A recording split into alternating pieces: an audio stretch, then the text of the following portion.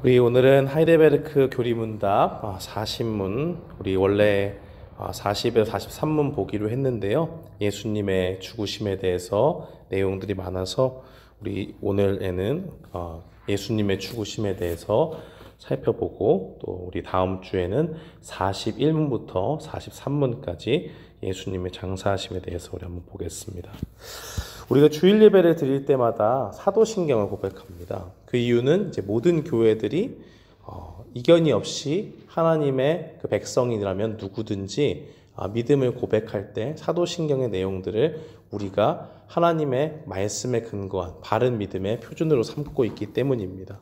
그래서 우리가 사도신경의 내용이 우리에게 정말 어떤 의미가 있는지 우리가 하나하나 살펴보는 것이 중요하죠. 이런 맥락 속에서 하이델베르크 신앙 고백은 성도들이 알아야 할 이 사도신경의 내용을 그 속에 포함해서 설명하고 있습니다. 그래서 우리 담임 목사님께서 지난 시간에 이제 예수님의 고난당하심에 대해서 강의를 해주셨고요. 오늘은 말씀드린 대로 예수님의 죽으심에 대해서 우리가 살펴보는 시간입니다. 예수님의 죽음에 대해서 이야기할 때 우리가 예수님께서 왜 굳이 죽임을 당하셔야 되는가 하는 그 이유에 대해서 분명히 알고 있어야 됩니다. 우리를 위해서 고통당하시고 끝나면 되는 것 아닌가라는 것이 아니라 왜 예수님께서 굳이 죽으시는 그 자리까지 내려가셔야 하는가라는 것을 우리는 생각해 봐야 됩니다. 예수님의 죽음을 이야기할 때 먼저 예수님에 대한 바른 이해가 있지 않으면 우리는 이 성경이 얘기하는 예수님의 그 죽음에 대해서 제대로 이해할 수가 없습니다. 그래서 우리는 예수님의 죽음을 생각할 때 예수님께서 죽으신 것에 대해서 성경이 어떻게 이야기하고 있는지, 또 예수님의 죽으심에 대한 내용을 이야기할 때 예수님의 그 본성은 어떤 관계가 있는지를 꼭 살펴봐야 됩니다. 먼저 기록된 말씀과 전혀 다른 잘못된 주장을 하고 있는 이단들은 언제나 있었습니다. 그 대표적인 예를 들어보면 우리 유인물상에 나와 있는 이단 사상의 첫 번째로 언급되고 있는 마르시온이 있죠. 우리가 예수님께서 어떻게 죽으셨는가라고 얘기할 때 첫 번째 이단 사상을 살펴보는 것은 그 당시에도 또 지금에 이르기까지 많은 사람들이 예수님의 죽으심을 잘못 이해하고 있기 때문입니다. 이 마르시온이란 사람은요, 가연서를 주장했던 사람입니다. 이 사람은 2세기에 활동을 했던 사람인데요. 그 당시에는 교회에 많은 사람들이 예수님을 믿고 그 안에 들어오는 일들이 많았습니다. 그러다 보니까 이렇게 많은 사람들이 그 가운데 와서 자기의 주장들을 하는 그러한 모습들을 보게 됩니다. 근데 이 가연서를 주장했다는 것은 무엇을 이야기하는 거냐면 이 마르시온이라는 사람이 그 당시에 이 영지주의, 그러니까 뭔가 하나님의 그 교회를 이야기할 때, 또 예수님을 이야기할 때 영지주의의 관점에서 그것을 이해했다는 것을 보게 됩니다. 영지주의라는 것은 무엇입니까? 우리가 영어로는 나스틱이라고 하는데요. 이원론적인 사상, 그러니까 영과 육을 분리해서 생각하는 그러한 주된 사상을 가지고 있었습니다. 물론 폭넓게 보면 다른 여러 가지 혼합 사상들을 가지고 있었는데, 특별히 마르시오는 이 기독교 내에 있으면서 영지주의에 아주 영향을 크게 받았던 사람입니다. 그래서 이 사람은 이 영과 육을 대립의 관계로 보게 되었어요. 그래서 영은 선한 것으로 보고 육은 죄악된 것으로 봅니다. 그러다 보니까 이 마르시온이 육체의 감옥에서 영을 구원해 주시는 그 분이 바로 예수님이다라고 그렇게 생각을 한 겁니다. 영지주의의 영향을 받아서 그렇게 생각을 하는 거예요. 그래서 그 이분법적인 사고에 영향을 받아서 마르시온이 예수님의 그 신성을 강조하는 대신에 예수님의 무엇을 부정할까요? 성육신을 부정하게 되는 거예요. 그러니까 이 가연설이라고 하는 것은 예수님께서 십자가에서 고난당하신 그 일들의 그 실제성을 부인하는 겁니다. 그래서 예수님께서 이 땅에 오신 그 모든 것들, 특별히 예수님이 십자가상에서 죽음 당하시고 고난을 당하신 그것이 다 그저 상상 같은 그런 것이라고 말하는 거예요. 실제성이 없어요. 그래서 이 모든 것들을 볼 때 그는 마르시오는 이 잘못된 사상 가운데 실제성을 부인하는 예수님의 그 고난당하심에 또 죽으심의 실제성을 부인하는 이단이었다라고 그렇게 우리가 볼 수 있습니다. 당연한 원리죠. 하나님께서 죄악된 육신을 입고 이 땅에 오신다라고 하는 것은 마르시온의 입장에서 봤을 때는 도저히 용납할 수가 없기 때문에 당연히 성육신을 부인하게 되는 결과에 이르게 되는 겁니다. 두 번째로 우리가 살펴볼 사람은 네스토리우스라는 사람입니다. 이 사람은 신성과 인성을 분리해서 이야기를 했습니다. 십자가에서 죽은 것은 하나님의 아들이 아니라 인간 그리스도만 죽은 것이다 라고 그렇게 이야기를 합니다. 이 네스토리우스는 신성과 인성을 분리해서 이야기하는데요. 그 입장이 어디에 있었냐면은 고대 기독교에서 특별히 예수님의 인성을 강조하는 학파가 있고 예수님의 인성을 강조해서 이야기하는 학파가 있습니다. 근데 이 네스토리우스라는 사람은 신학적인 배경이 예수님의 인성을 강조하는 거예요. 그래서 예수님의 신성과 인성을 구분해서 이야기를 합니다. 원래 교회는 이 325년에 열린 니케아 회의에서 삼위일체를 부인하는 그 아리우스를 이단으로 정죄했죠. 아리우스는 예수님에 대해서 이야기할 때 하나님과 똑같은 분은 아니다. 어려운 말로 얘기하면 유사본질은 아니다. 유사본질이다. 이렇게 얘기했죠. 그 말이 무엇이냐? 예수님과 하나님에 대해서 이야기할 때 하나님과 예수님은 동등한 본체가 아니다. 단지 예수님은 피조물 중에서 그나마 가장 높은 위치에 있는 그러한 존재로 예수님에 대해서 이해를 했습니다. 그래서 이 아리우스를 교회가 정죄를 했죠. 그래서 결론 내린 것이 하나님과 예수님은 동등하신 분이다라는 것을 결론을 지었습니다. 그런데 시간이 지나면서요. 교회가 이렇게 있다 보니까 질문이 자연스럽게 생기는 거예요. 그래, 예수님은 하나님과 동등하신 분이지 라고 생각하는 거는 다 결론을 내렸습니다. 그런데 거기서 한 가지 질문이 생기는 것이 아니 그런데 예수님께서 하나님으로 이 땅에 오신 것이 맞는데 어떻게 예수님 안에 이 신성과 인성이 하나로 존재할 수가 있는가? 거기에 대해서 이제 질문이 생기기 시작하는 겁니다. 이 과정에서 어떤 사람은 예수님의 신성을 강조하고 또 어떤 사람은 예수님의 인성을 강조하는 거예요. 네스토리우스는 당시에 이제 흔하게 쓰였던 용어, 그러니까 이 마리아를 가리켜서 하나님을 낳은 자라는 표현이 잘못됐다고 비판을 했습니다. 근데 그 당시에 교회는 예수님의 신성을 강조하면서 그 모든 것들을 자연스럽게 쓰고 있었는데 네스토리우스가 그것에 비판을 가하고 이게 잘못됐다라고 지적을 하기 시작했습니다. 그럼 이 네스토리우스는 당시에 무엇을 주장했을까요? 그 당시에 이 하나님을 낳은 자라는 표현이 잘못됐다고 이야기하면서 오히려 그 표현보다는 예수님의 인성을 강조하는 것으로 그리스도를 낳은 자라는 용어로 사용하자라고 그렇게 마리아를 가리켜서 이야기하자라고 이야기했습니다.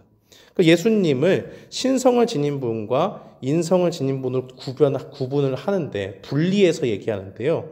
마치 그렇게 계속 주장을 하다 보니까 어떤 문제가 생기냐면 마치 신성의 그리스도가 따로 있고 인성의 그리스도가 따로 있는 것처럼 분리해서 그렇게 사람들에게 이야기하는 것처럼 들렸습니다.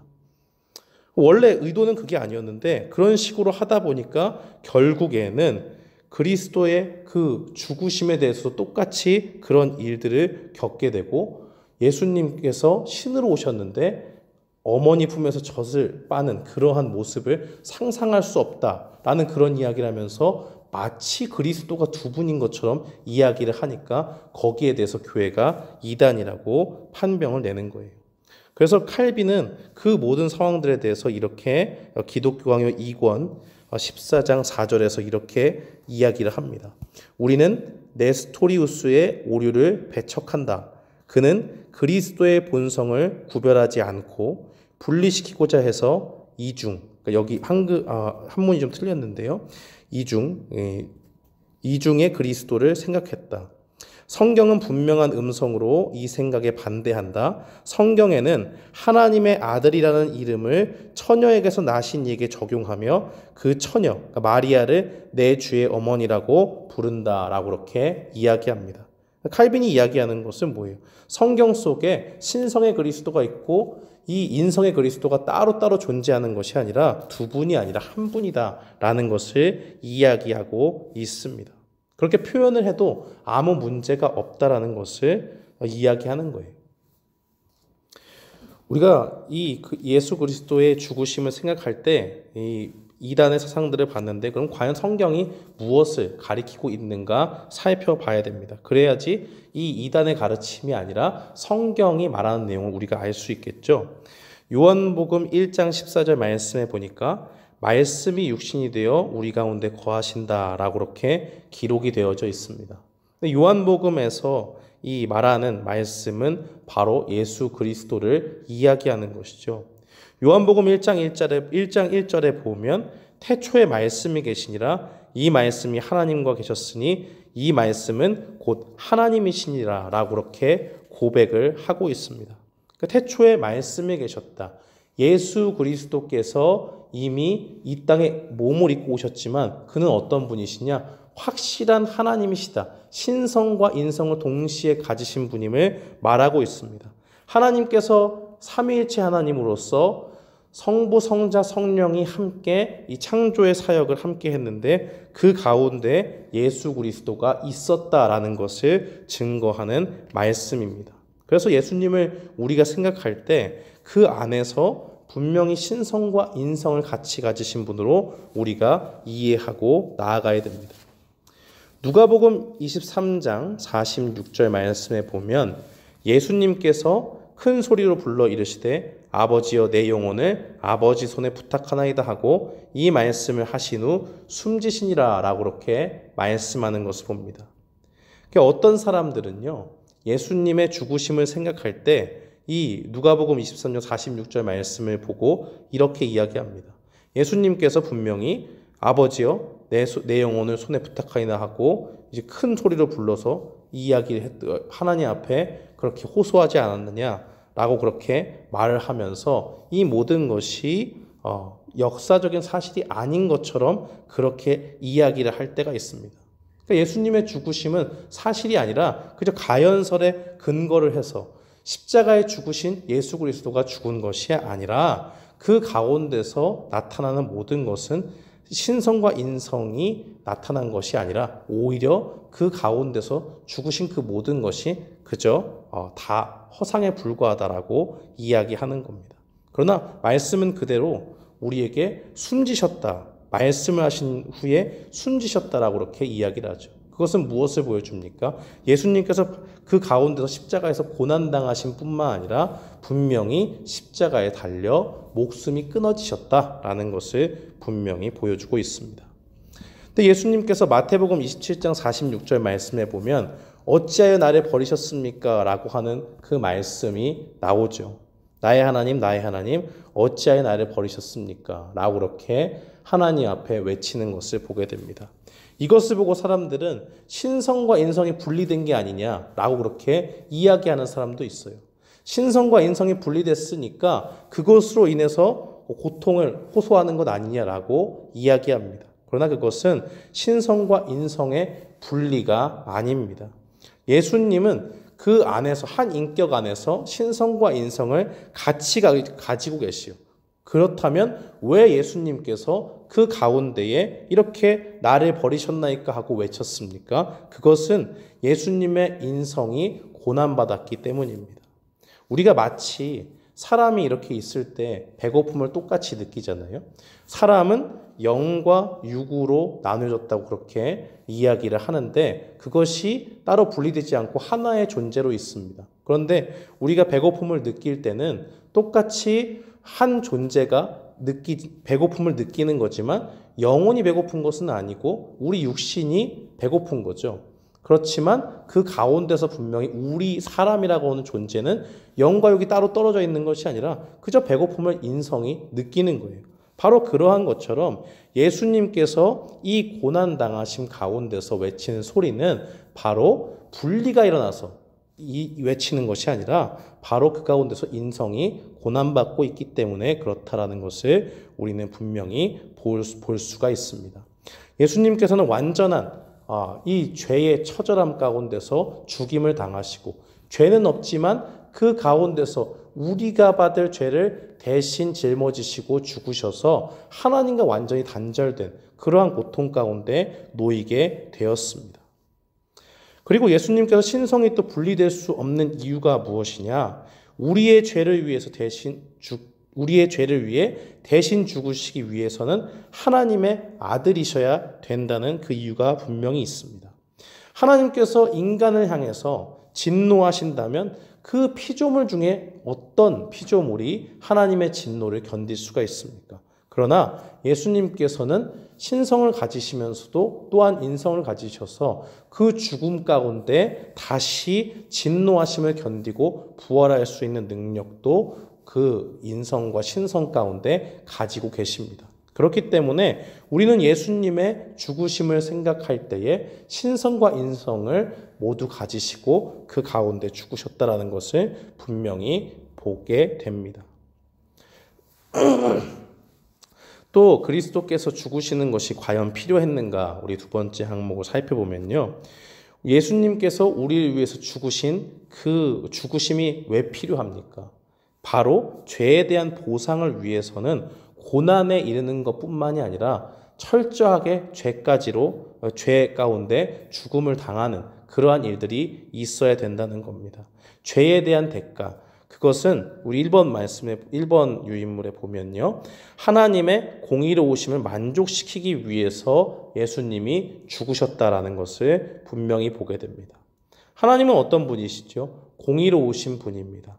죄가 있다면 그냥 넘기시는 분이 아니세요. 하나님은 거룩하심 가운데 죄가 있다면 반드시 지적하시고 그것에 대해서 심판하시는 분입니다. 로마서 6장 23절 상반절에 보면 죄의 싹은 사망이다 라고 그렇게 증거하고 있습니다.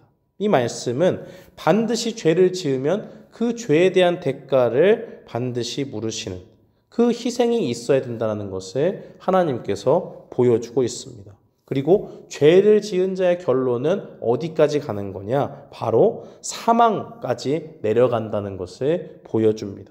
그러니까 죄인의 마땅한 처지는요, 그 가운데서 어느 정도의 불행이 아니에요. 멸망과 그 죽음 가운데 놓이게 되는 겁니다. 그렇기 때문에 우리가 하나님 앞에 죄를 짓는다라고 생각할 때 우리는 두려움과 떨림 가운데 있어야 되는 게 맞습니다. 지금 우리는요, 하나님 앞에 죄를 짓고 또 회개하면 되지 이렇게 생각하는 분들 많을 거예요. 그렇지만 우리가 날마다 죄 가운데 있을 때, 우리가 죄를 의식하고 그 가운데 있을 때 느껴야 되는 것은 하나님이 지금 나를 치셔서 죽이셔도 그 죄악 가운데 멸망을 받는다 할지라도 내가 하나님 앞에 피할 수가 없구나. 이것이 이 죄가 얼마나 치명적인가 하는 것을 우리는 분명히 깨달아야 됩니다. 그래서 하나님의 백성들을 위해서 하나님께서는 이 죄악된 인생, 죽음으로 달려갈 수밖에 없고 결국에는 사망에 이를 수밖에 없는 이 죄인된 인생 가운데 하나님께서 자비를 베푸시죠. 은혜를 베푸시는 것이 무엇입니까? 바로 구약의 희생제사입니다. 제사 제도를 통해서 하나님께서 흠없는 제물을 가져오라고 말씀하시고 그 제물을 잡아서 피를 흘려서 하나님 앞에 제사하도록 만드셨습니다. 제물을 드리는 사람은 자기의 죄를 그 제물 위에다가 손을 얹고 자기의 죄를 다 전가시키죠. 그런데 이것이 그냥 우리가 텍스트로 그래 동물을 잡아서 제물을 잡아서 하나님 앞에 희생 제물을 드린다 이렇게 생각하지만 한번 상상해 보세요. 그 동물을 가지고 와서 각을 떼잖아요. 그러니까 피를 흘리기까지 동물을 잡는 그러한 장면들을 생각해 보면 우리는 그 모든 것들이 얼마나 처참한 광경인지 예상해 볼 수 있습니다. 떠올려 볼 수 있어요. 그것이 보여주는 것이 무엇입니까? 하나님 앞에 죄가 얼마나 심각한 것인가, 우리의 생명을 위협하는 얼마나 치명적인 것인가 라는 것을 우리에게 분명히 보여주십니다. 그러한 보여짐 속에서 하나님께서 이 구약의 제사를 우리에게 주신 것은 바로 온전한 희생 제물이신 예수 그리스도를 우리가 바라보기 위해서 그것을 우리에게 주셨다는 것을 보게 됩니다. 구약의 희생제사는 예수 그리스도의 십자가의 온전한 죽으심을 나타냅니다.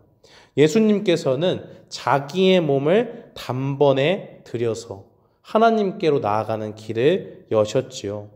그래서 이 모든 것들이 구약의 희생제사가 비록 그 가운데 예수님이 나타나 있지 않지만 우리의 눈으로 보이는 것이 아니지만 구약의 백성들은 어떻게 구원을 받습니까? 그들은 구약의 제사를 통해서 예수 그리스도를 바라보는 그 믿음 가운데 구원을 얻습니다. 그러나 그것은 동시에 이 신약 시대에 나와 있는 십자가에서 우리를 위해서 온전히 피 흘리신 예수 그리스도도 또 그 가운데 흠이 없는 완전한 제물로 자신을 드리신 예수 그리스도를 그 우리에게 보여주는 모형이라고 우리가 볼 수 있습니다.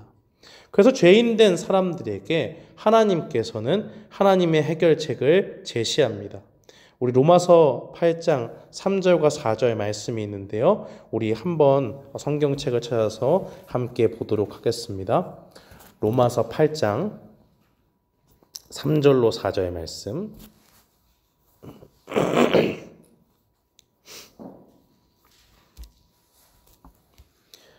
로마서 8장 3절로 4절 말씀입니다.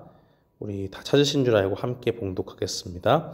율법이 육신으로 말미암아 연약하여 할 수 없는 그것을 하나님은 하시나니 곧 죄로 말미암아 자기 아들을 죄 있는 육신의 모양으로 보내어 육신의 죄를 정하사 육신을 따르지 않고 그 영을 따라 행하는 우리에게 율법의 요구가 이루어지게 하려 하심이니라. 로마서 8장 1절과 2절 말씀에 보면 그리스도 안에 있으면 정죄함이 없다라고 그렇게 선포하죠. 생명의 성령의 법이 우리를 해방해 주시는 그 모든 것들을 말씀합니다. 이것은 그리스도의 대속의 죽음, 우리가 죽어야 될 그 죄의 형벌을 대신 받으셔서 우리를 깨끗게 하신 그 예수님의 대속의 죽으심으로 말미암아 이제 성령님이 우리에게 오시게 되고 성령님의 일하심을 통해서 영생이 우리에게 주어지는 그 역사로 인해서 정죄함에서 우리가 해방받았다, 놓였다라는 것을 말하고 있습니다. 율법이 육신으로 말미암아 연약하여 할 수 없는 그것, 피조물로서는 불가능한 일을 하나님이 예수님 안에서 행하셨다는 것이죠. 죄인이 죄인을 위해서 죽는 법은 없습니다.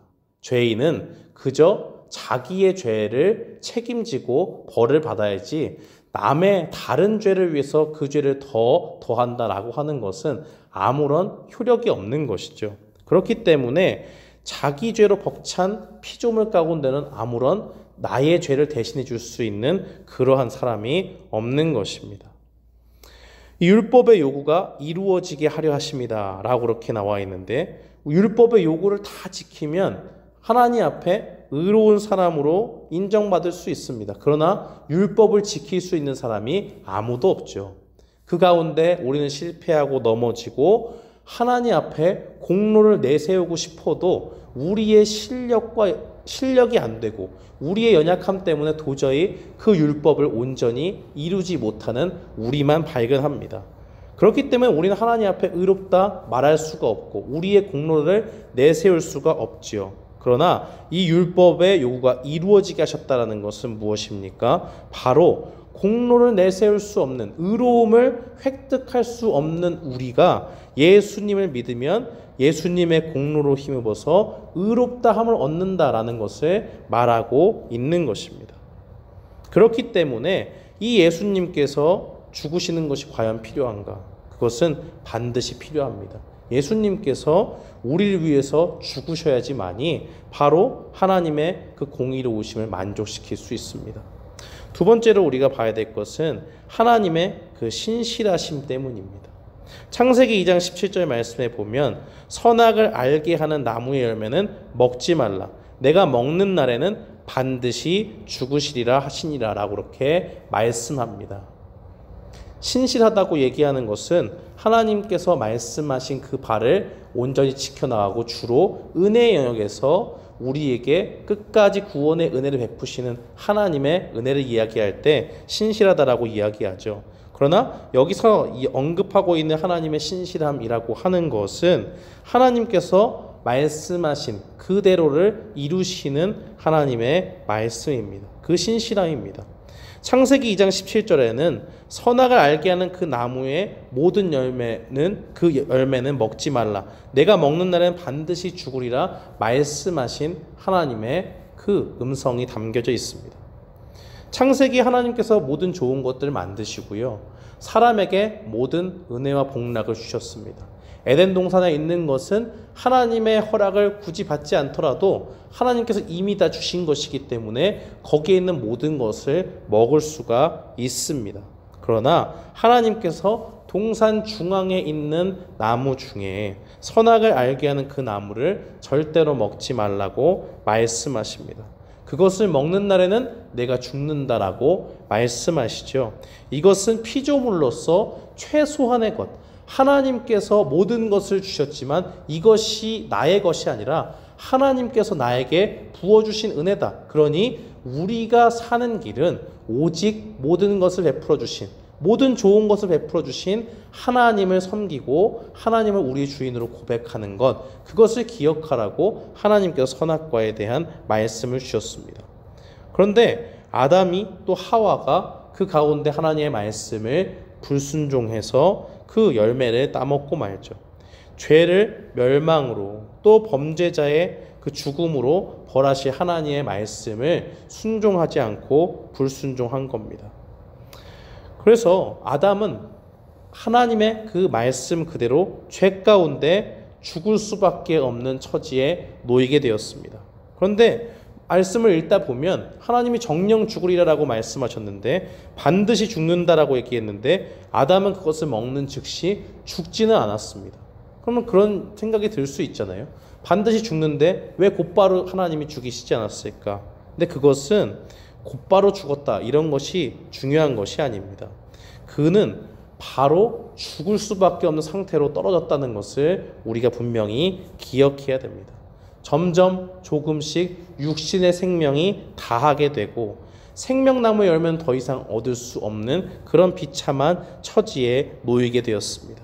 이미 그는 아무것도 변한 것이 없는 것처럼 보일지라도 그들의 눈이 밝아져서 그들이 벗은 것을 깨닫고 조금의 달라진 것이 있지만 당장 죽지 않네 라고 안심할 게 아니라는 거예요. 이미 하나님 앞에 설 수 없는 두려움과 진노를 자각하게 되었습니다. 그전에는요, 하나님과 동행하는 것이 두려운 게 아닙니다. 하나님과 함께 하는 것이 그 가운데서 떨 일이 아니에요. 그것이 곧 행복이고 그것이 곧 그 아담과 하와가 가장 행복하게 살 수 있는 방법이었고 그것 외에는 전혀 모르는 그러한 상황이었습니다. 창세기 3장 10절 말씀에 이르되 내가 동산에서 하나님의 소리를 듣고 내가 벗었으므로 두려워하여 숨었나이다. 하나님이 선악과를 따먹은 아담과 하와를 찾으실 때 그 나무 뒤로 숨는 것을 보게 됩니다. 계속 부르시니까 아담이 대답하는 거죠. 내가 동산에서 하나님의 소리를 듣고 내가 벗었으므로 두려워하여 숨었나이다. 하나님은 언제 두려워하게 되었습니까? 죄를 짓고 난 다음부터 두려워하게 되었고 그 낯을 피하게 되었다는 겁니다. 하나님이 사람에게 베푸신 그 모든 선한 것들, 하나님이 베푸신 그 모든 은총들을 죄를 지은 그 순간부터 모든 것을 잃어버린 상실한 상태가 되었다는 것을 보여줍니다. 하나님께서 얼마나 선하신지 그 가운데서 하나님께서 그들 가운데 바로 죽일 수도 있지만 죽을 처지에 놓이시고 결국에는 하나님의 연민과 너그러움을 베푸셔서 나중에 예수님께서 이 땅에 오실 것을 창세기 3장에 또한 약속의 말씀으로 주십니다. 그런 것을 보면 하나님의 그 크신 은혜가 없었다면 그들은 즉시 멸망해도 이상하지 않은 상태였다는 것을 우리는 볼 수가 있습니다. 세 번째로 예수님이 죽으시는 것이 과연 필요한 이유, 그것은 바로 선지자들의 예언의 말씀 때문입니다. 이사야서 53장 7절 말씀에 보면 그가 마치 도수장으로 끌려가는 어린 양과 털 깎는 자 앞에서 잠잠한 양같이 그의 입을 열지 아니하였도다 라고 그렇게 증거하고 있습니다. 예수님께서는 우리와 똑같은 몸을 입고 오셨지만 죄는 없으신 분이라고 성경이 기록하고 있습니다. 그러나 그가 마치 하나님이시면서도 모든 천군 천사를 움직일 수 있음에도 불구하고 죽음으로 달려가는 그 길 가운데 묵묵히 하나님의 구원의 일을 위해서 순종하신 것을 보게 됩니다. 그것을 이사야 선지자는 예수님이 마치 도수장으로 끌려가는 어린 양과 같았다라고 그렇게 말씀합니다.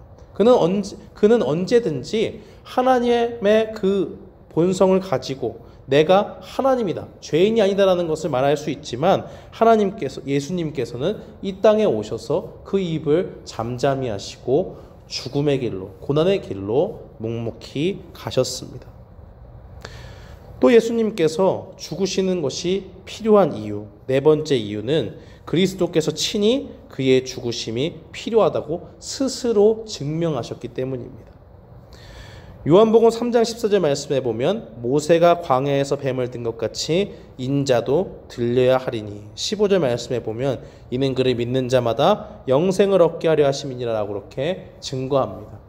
광야에서요, 하나님의 백성들이 불뱀을 만나서 모두 다 죽을 위기에 처했을 때에 하나님께서 놋뱀을 만들어서 들라고 이야기합니다. 다른 것 하지 않고요, 그 놋뱀을 보는 자마다 구원을 얻고 살게 되었습니다. 바로 그 모든 것은 예수님께서 십자가에 달려 돌아가실 것을 보여주고 있는 겁니다. 요한복음 12장 32절 말씀에 보니까 내가 땅에서 들리면 모든 사람을 내게로 이끌겠노라 라고 그렇게 말씀하십니다. 그러니까 예수님께서 이 땅 가운데 고난당하시고 죽으심에까지 이르는 그 모든 것은 반드시 일어나야 될 수밖에 없는 일이 되는 겁니다. 땅에서 들리면 모든 사람을, 그 구원하기로 작정된 자들, 택하신 주님의 백성들을 하나님께로 인도하시겠다라고 그렇게 말했기 때문에 영생을 위해서는 예수 그리스도의 죽음이 반드시 필요한 겁니다. 그렇다면 예수님께서는 누구를 위해서 죽으시게 되었습니까? 사람들은 성경 말씀을 읽을 때 그렇게 생각해요. 말씀을 읽을 때 조금 모순된 것이 있지 않은가라는 생각을 합니다. 그 이유는 성경에 보면 어떤 본문은 모든 사람을 위해서 죽으신다라는 것이 있고 어떤 사람은 자기 백성을 위해서 죽으신다라는 말이 있기 때문입니다. 고린도후서 5장 15절 말씀해 보니까 그가 모든 사람을 대신하여 죽으심은 이라는 표현도 있어요. 여기서 보면 하나님의 말씀에 분명히 모든 사람을 대신하여 죽으셨다라고 그렇게 이야기하니까 이것은 이 땅에 있는 모든 죄인들을 위해서 예수님이 구원하시려고, 그들을 구원하시려고 이 땅에 오신 것 아닌가 하는 의문을 갖게 만듭니다. 그렇게 주장하는 사람들이 바로 보편 구원론자들이죠. 하나님께서는 우리를 사랑하셔서 모든 사람들을 위해서 우리를 위해 죽으셨다라고 그렇게 고백을 하는 겁니다. 그런데 반면에 이것과 조금 다른 본문이 바로 밑에 나와 있습니다. 마태복음 1장 21절 말씀에 보니까 이는 그가 자기 백성을 그들의 죄에서 구원할 자이심이라 하니라 라고 그렇게 이야기해요. 앞에서 보면 모든 사람이라고 얘기했어요. 세상에 있는 모든 사람들을 위해 죽으신 것처럼 보였는데 마태복음의 본문을 보니까 그가 자기 백성을 그들의 죄에서 구원할 자이심이라, 뭔가 하나님께서 리밋을 두고 있다는 것을 볼 수가 있습니다. 그래서 이 두 가지 말씀은 모든 사람이라는 표현과 자기 백성이라는 말씀이 서로 모순되게 보여요. 그래서 성경이 통일성이 없어 보이는 것처럼 느껴집니다.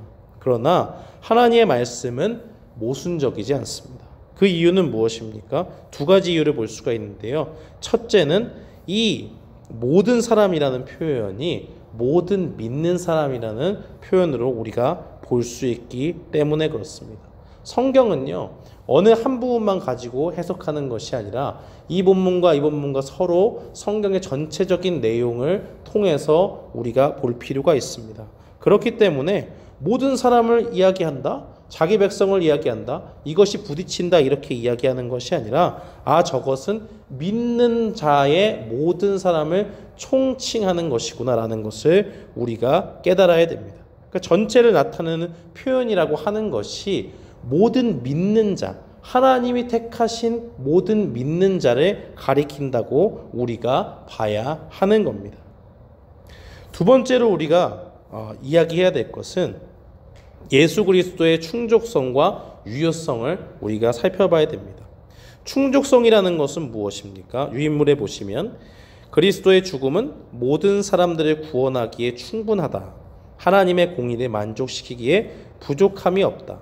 모든 사람들 중 누구든지 예수 그리스도를 믿으면 구원을 받을 수 있다라고 그렇게 증거하고 있습니다. 예수님이 십자가에 달려서 우리를 위해서 흘리신 그 보혈의 능력이 하나님의 그 측면에서 봤을 때 모든 사람을 구원하고자 하는 그 하나님의 마음이 담겨져 있습니다. 그래서 예수님의 죽으심은 무슨 10,000명만 구원하고 10만 명만 구원하고 이런 게 아니에요. 그 가운데 하나님께서 무엇을 보여주시냐? 예수님의 죽으심은 모든 사람들이 다 구원받기에 충분한 하나님의 공의를 만족시키기에 부족함이 없는 그러한 하나님의 죽음이었다. 예수님의 죽음이었다라고 그렇게 이야기를 할 수가 있습니다. 그런데 그것과 함께 충족성과 함께 언급되는 것이 바로 유효성입니다. 유효성은 오직 믿는 자들을 위해서 죽으신 것을 이야기해요. 예수님께서 십자가에 달려 돌아가셨는데 그 모든 그 피 흘리심의 그 대속의 죽음의 효력이 적용이 누구에게 되느냐? 바로 그 모든 유효성은 택한 자들, 하나님이 기쁘신 뜻대로 구원하기로 작정한 사람들, 또 예수 그리스도를 믿는 하나님의 백성에게만 일어난다라는 것을 보여줍니다. 그래서 요한복음 3장 16절은 증거하기를 그를 믿는 자마다 멸망치 않고 영생을 얻게 하려 하심이라 라고 그렇게 고백하고 있는 겁니다. 이 세상에 많은 사람들이 하나님을 모르는 가운데 있다고 할지라도 예수 그리스도를 믿는 믿음이 있으면 그 가운데 그 수가 얼만큼이 되든지 전 세계 인구가 다 예수님을 믿으면 그 예수님을 믿는 믿음 가운데 구원받기에 부족함이 없는 예수님의 죽으심의 효력이 그 가운데 있고 그 충족성이 있다는 것을 보여줍니다. 그렇기 때문에 예수님의 죽으심은 부족함이 없어요. 그 효력이 단지 예수님을 믿고 하나님이 택하신 그 백성들에게 적용된다는 것을 분명히 기억할 필요가 있습니다. 그래서 이 초대교회 교부였던 암브로시우스는요, 이 교회의 유명한 교사였던 암브로시우스는요, 이렇게 이야기합니다. 모든 사람들과는 구별되고 미리 아심받은 택한 자들의 특별한 보편성이 있다라고 그렇게 이야기를 합니다. 보편성이라는 것은 누구에게나 적용할 수 있는 거죠. 그런데 앞에 붙인 말을 참 잘 붙였죠. 모든 사람들과는 구별되고, 그러니까 믿지 않는 사람들에게는 적용이 안 된다는 거예요. 그 사람들은 구별되는 거예요. 미리 아심받은 하나님이 기쁘신 뜻대로 택한 자들을 얘기하는 겁니다. 택한 자들의 특별한 보편성, 그 예수님을 믿는 믿음 안에 있는 사람들, 하나님이 자기 백성으로 부르신 사람들에게 적용되는 특별한 보편성이 있다라는 것을 말하고 있습니다. 그렇기 때문에 우리는 예수님이 바로 하나님의 그 은혜 가운데 택함을 받고 그 안에서 자기 백성으로 삼으신 사람들, 예수님을 주로 고백하는 사람들에게만 하나님의 구원이 있다라고 말할 수 있습니다. 사랑하는 성도 여러분, 오늘 우리는 예수님의 죽으심에 대해서 우리가 살펴봤습니다. 예수님은 우리를 위해서 죽으셨는데요. 그 효력에 있어서는 오직 믿는 자들을 위해서 우리에게 죽으신 겁니다. 오늘 사신문 한번 읽어보겠습니다. 우리 하이델베르크 사신문. 왜 그리스도께서는 죽음을 당해야 했습니까? 하나님의 공의와 진리가 그것을 요구하기 때문입니다. 하나님의 아들 죽음 외에는 아무것도 우리의 죄값을 치를 수 없기 때문입니다. 이 모든 고백과 답, 그것은 바로 예수님이 우리를 위해서 죽으신 십자가에서 이뤄진 일들을 설명해 주고 있습니다. 하나님의 공의를 만족시키기 위한 죽음, 또 다른 피조물이 할 수 없는 그 모든 죄에 대한 보상을 예수 그리스도께서 하신다라는 것을 기억하고 그 은혜의 효력을 우리 믿는 자에게 부어주신 주님의 크신 은혜를 우리가 기억하는 이 밤이 되기를 원합니다. 우리가 오늘 이 예수님의 죽으심에 대해 생각할 때 두 가지를 기억했으면 좋겠어요. 죄가 얼마나 치명적인가. 그렇기 때문에 하나님께서 그 죄의 삭을 사망으로 정하셨는가.